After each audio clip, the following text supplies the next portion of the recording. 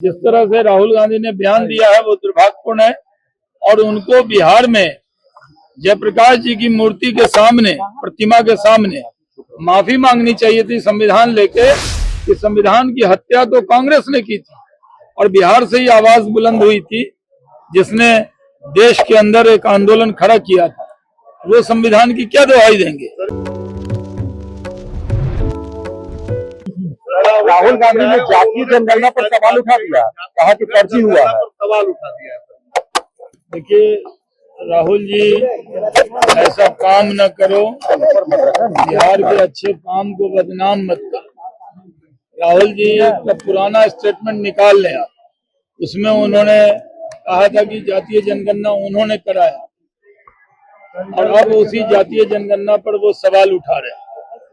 यहाँ जातीय जनगणना जो सर्वे हुआ वो एकदम अच्छा हुआ, उसको आधार बनाकर सरकार काम भी कर रही है, लेकिन राहुल गांधी अब चर्चा से बाहर रहते हैं तो वो कोई न कोई शिकोफा छोड़ते हैं। कभी यहाँ आकर गौ सेवा के लिए भी जाते हैं, कभी लालू जी से मीट बनाना सीखते हैं। ये कैसी सेवा है। एक साथ तो गौशाला जाते हैं और एक बार घर पे गए तो मीठी बना रख के खा रहे थे। तो ये तो उनका चरित्र है। जिस तरह से राहुल गांधी ने बयान दिया है वो दुर्भाग्यपूर्ण है और उनको बिहार में जयप्रकाश जी की मूर्ति के सामने, प्रतिमा के सामने माफी मांगनी चाहिए थी संविधान लेके कि संविधान की हत्या तो कांग्रेस ने की थी और बिहार से ही आवाज बुलंद हुई थी जिसने देश के अंदर एक आंदोलन खड़ा किया था। वो संविधान की क्या दुहाई देंगे। बिहारियों को संविधान की दुहाई राहुल गांधी और कांग्रेसी से नहीं चाहिए। कांग्रेसियों ने ही तो संविधान का गला घोटा। डैमेज कंट्रोल करने के चक्कर में लगी हुई है कांग्रेस। डैमेज कंट्रोल करने, महागठबंधन में डैमेज कंट्रोल करने के चक्कर में लगी राहुल गांधी की मुलाकात नहीं। कांग्रेसी नेता जो प्रदेश के हैं वो तो कहते हैं कि हम बड़े तीसमार खां हैं, अलग अलग चुनाव लड़ेंगे, और राहुल गांधी जाकर सीधे लालू जी के सामने जाके नतमस्तक हो जाते हैं। तो यही पता है। सर, भ्रष्टाचार का मसला उठाया, बजट को लेकर सवाल मिले हैं। भाई देखिए, कार्यकर्ताओं को कहा है कि आप बब्बर शेर हैं। वो हर जगह बब्बर शेर ही कहते हैं। महाराष्ट्र में भी बब्बर शेर कहा था कार्यकर्ता को, बुरी तरह बब्बर जो है हार गए वहां।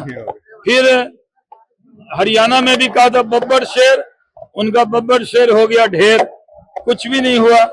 और अब यहाँ भी कह रहे हैं बब्बर शेर हो तो क्या संविधान खा जाओगे।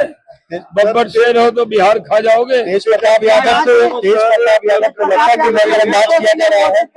तेज प्रताप यादव को नजरअंदाज किया जा रहा है राष्ट्रीय जनता दल की, और एक तरह से तेजस्वी यादव को पूरी कमान मिल गई।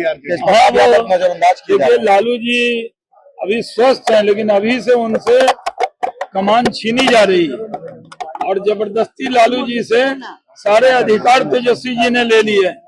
ये तो मुगल काल में होता था, ऐसा तो कभी नहीं होता था। ये तो मुगल काल को भी भुला दिया। और जिस तरह मुगल काल में भाइयों के साथ व्यवहार होता था वही व्यवहार आज राजद के लोग कर रहे हैं। मुगल काल की याद दिला दी है। धन्यवाद सर।